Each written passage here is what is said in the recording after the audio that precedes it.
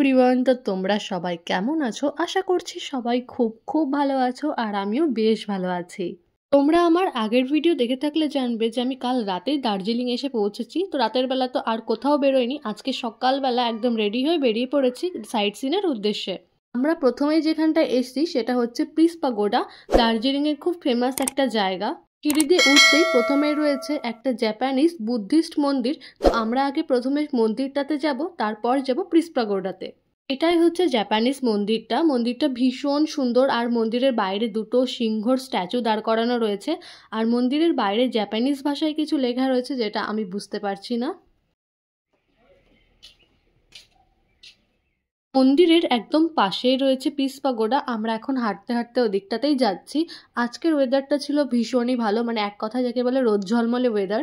এই পিস পাগোডাটি সকল জাতি ও ধর্মের মানুষকে বিশ্ব শান্তির সন্ধানে ঐক্যবদ্ধ করার লক্ষ্যে তৈরি করা হয়েছিল। সত্যি কথা বলতে এই জায়গাটা এতটাই শান্ত আর এতটাই নিরিবিলি যে মনটা এমনিই ভালো হয়ে যাবে।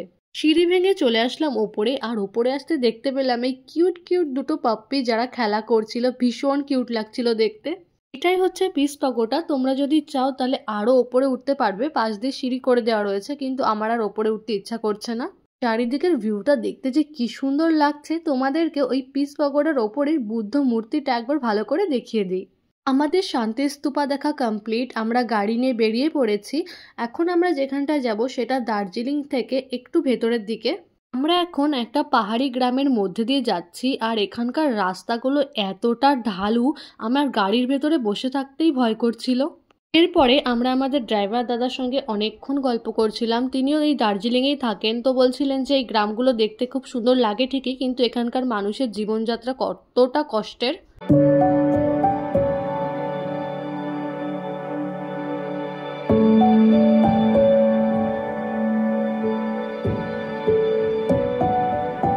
সকালবেলা সূর্যের আলোটা একদম পাহাড়ের গায়ে এসে পড়েছে, আর দেখতে যে কি সুন্দর লাগছে তোমরা বুঝতে পারছো কিনা জানি না, তবে আমরা কিন্তু এখন আস্তে আস্তে পাহাড়ের নিচের দিকে নামছি। তোমাদেরকে তো বলাই হলো না আমরা এখন কোথায় যাচ্ছি। আমরা এখন যাচ্ছি রক গার্ডেন দেখতে।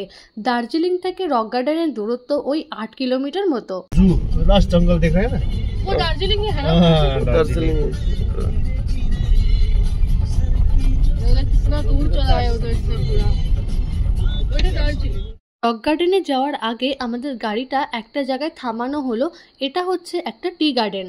চারিদিকটা দেখতে যে কি সুন্দর লাগছে, যতদূর চোখ যাচ্ছে ততদূর শুধু পাহাড় আর পাহাড়ই দেখা যাচ্ছে।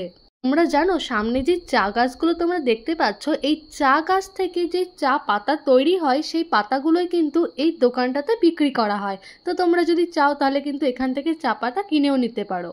এরপর আমরা হাঁটতে হাঁটতে চলে আসলাম চা বাগানের ভেতরে। আর এই চা বাগানটা প্রচন্ড ঢালু, মনে হচ্ছে যেন পাটা একটু ফসকে গেলে একদম নিচে খাইতে পড়ে যাব আমরা। অনেকেই ছিল যারা হাঁটতে হাঁটতে পাহাড়ের অনেকটা নিচে নেমে গেছিল, কিন্তু আমার বাপু ভীষণ ভয় করছিল, যার জন্য আমি আর নিচে নামিনি, আমি ওপর থেকে ভিউ এনজয় করেছি। তোমাদের তো এই চা বাগানটার নামই বলা হলো না। এই চা বাগানটির নাম হচ্ছে ব্লুমফিল্ড টি গার্ডেন। নামটা কি সুন্দর তাই না? এই পাহাড় থেকে ওই পাহাড়ের বাড়ি ঘর রাস্তাঘাট সব কিছু দেখা যাচ্ছে, কিন্তু অনেক ছোট ছোট। চলো তাহলে এখানটায় অনেকক্ষণ সময় কাটানো হলো, এবার আমরা চলে যাব রক গার্ডেনে। রক গার্ডেনের ভেতরে ঢোকার আগে আমাদের আগে টিকিটটা কেটে নিতে হবে। তো টিকিটের প্রাইস এক একজনের 20 টাকা করে। এটা হচ্ছে টিকিট কাউন্টার। আমরা এই টিকিট কাউন্টার থেকে টিকিট কেটে চলে গেলাম ভেতরে। আর একটা কথা বলে দিই, এই রক গার্ডেন কখন খোলা থাকে আর কখন বন্ধ হয় সেটাও তোমাদেরকে জানিয়ে দিই। শীতকালে খোলা থাকে সকাল 8টা থেকে বিকেল 4টে অবধি, আর গরমকালে খোলা থাকে সকাল 8টা থেকে বিকেল 5:30 অবধি। রক গার্ডেন জায়গাটা কিন্তু ভীষণই সুন্দর। এবার চলো আস্তে আস্তে আমরা ওপরের দিকে উঠি।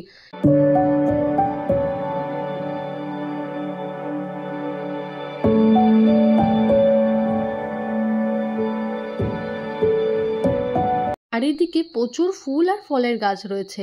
তো এই পাশটাতেই রয়েছে একটা কমলা লেবুর গাছ, যেখানে ছোট্ট একটা কমলা লেবু হয়েছে, যেটা আমি সৌতমকে দেখাচ্ছিলাম। এই গাছটাকে দেখো কি সুন্দর লাগছে, পুরো ফুলে ভরে রয়েছে।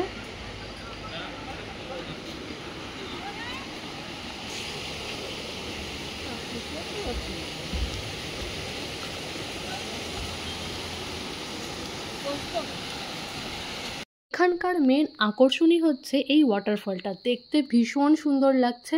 জলটা কিন্তু একদম কাচের মতো পরিষ্কার, তোমাদেরকে একটু জুম করে দেখাই।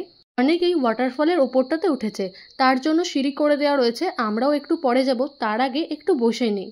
চারিদিকের ভিউটাও তোমাদেরকে একবার দেখিয়ে দিই, দেখতে তো ভীষণই সুন্দর লাগছে। আর মাঝখানে রয়েছে এরকম বসার মতো বেঞ্চ করা, তো আমিও একটু বসে পড়লাম এখানটায়। এই ঠান্ডার মধ্যে এরকম একটু মিষ্টি রোদের মধ্যে বসে থাকতে যে কি ভালো লাগছিল।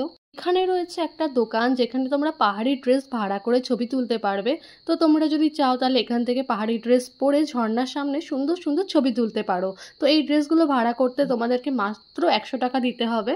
চলো তাহলে এবার আমরা আস্তে আস্তে ঝর্ণার উপরের দিকটাতে যাই। তো এরকম রাস্তা করে দেওয়া রয়েছে, তো এই রাস্তা ধরে আমরা আস্তে আস্তে চলে যাব উপরের দিকটাতে। এখান থেকে নিচের ভিউটা কিন্তু দেখতে ভীষণ সুন্দর লাগছে। এই পাশটাতেই আবার একটা ছোট্ট পার্ক মতো করা আছে। এতটা উপরে আসার পরেও আমরা এখন দেখছি যে আমরা সবেমাত্র হাফ রাস্তা এসেছি। এই ঝর্ণার আরও ওপরে যাওয়া যায়, কিন্তু আমরা ডিসাইড করলাম যে আর ওপরে যাব না, এখান থেকেই যতটা যা হয় দেখে আমরা আবার নিচে চলে যাব। এখানটায় দুটো রাস্তা ভাগ হয়ে গেছে, একটা চলে গেছে ওপরের দিকে আর একটা চলে গেছে ঝর্ণার দিকে। ওপরে যেই জায়গাটা চলে গেছে ওখানে একটা ছোট্ট পার্ক মতো করা আছে, আর আমরা চলে আসলাম ঝর্ণার দিকটাতে। এখান থেকে ওয়াটারফলটা দেখতে কিন্তু বেশ সুন্দর লাগছে। আর ওই যে নীল ব্রিজ মতো করা আছে ওই অবধি হচ্ছে লাস্ট যাওয়া যায়। তো আমরা আর অত দূর যাবো না, এখান থেকেই ব্যাক করব। আমরা রক গার্ডেন থেকে বাইরে বেরিয়ে এসেছি, আর পাশ দিয়ে অনেক দোকানপাট ছিল, এখান থেকে এবার একটু খাওয়া দাওয়া করে নেব। সকালবেলা তো সেরকম কোনো কিছু ব্রেকফাস্ট করে আসা হয়নি, তো সবারই খিদে পেয়ে গেছে। এখান থেকে আমরা সবাই একটু ম্যাগি খেয়ে নিলাম, আর সাথে নিয়ে নিলাম কোল্ড ড্রিঙ্কস আর কিছু চিপস। তোমরা চাইলে নিচের থেকেও একবার ঘুরে আসতে পারো, খুব সুন্দর করে সাজানো গোছানো রয়েছে, কিন্তু আমাদের হাতে সময় না থাকায় আমরা আর নিচে নামতে পারলাম না। এবার আমাদেরকে বেরোতে হবে।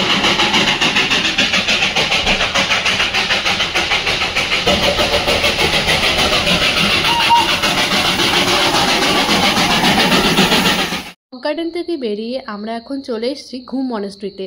তো ঘুম মনেস্ট্রিতে ঢোকার আগেই দেখলাম একটা টয় ট্রেন আসছে, তো যার জন্য একটু দাঁড়িয়ে পড়লাম। মনেস্ট্রি ঢোকার একদম পাশেই হচ্ছে সোয়েটার আর চাদর বিক্রি হচ্ছিল, তো যার জন্য আমি একটু দাঁড়িয়েছিলাম।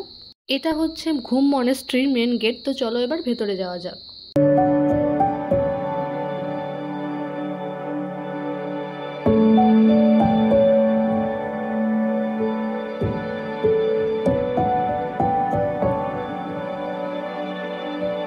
ভেতরে ঢোকার সময় এই লাল ফুলের গাছটা দেখছিলাম, পুরো গাছে হচ্ছে ফুল ভরা রয়েছে, দেখতে ভীষণ সুন্দর লাগছিল। এই ঘুম মনেস্ট্রিটা ইগাচোয়েলিং মনেস্ট্রি নামেও পরিচিত। এই মনেস্ট্রিটা বাইরের থেকে ঠিক যতটা সুন্দর ততটাই ভেতর থেকেও সুন্দর। এর ভেতরে 15 ফিট দৈর্ঘ্যের একটা বুদ্ধের মূর্তি আছে। মনেস্ট্রির ভেতরে কোনো রকম ভিডিও করা বা ফটো তোলা একদমই অ্যালাউ না, তো যার জন্য তোমাদেরকে ভেতরটা আর দেখাতে পারলাম না। তবে আমি তোমাদেরকে সাজেস্ট করব তোমরা অবশ্যই এই মনেস্ট্রিতে একবার হলেও ঘুরে যাও, ভীষণ সুন্দর একটা জায়গা। এখানে আসার পরে খুব শান্ত একটা পিসফুল পজিটিভ এনার্জি পাওয়া যায়। আশা করি তোমাদের এই জায়গাটা ভালো লাগবে। আমরাও কিন্তু এই জায়গাটাতে অনেকক্ষণ ছিলাম, চারিদিকটা একটু ঘুরে টুরে দেখছিলাম। এরপর এখানে থাকতে থাকতেই বিকেল হয়ে গেছিল, তো যার জন্য এখান থেকে আমরা এখন বেরিয়ে যাব।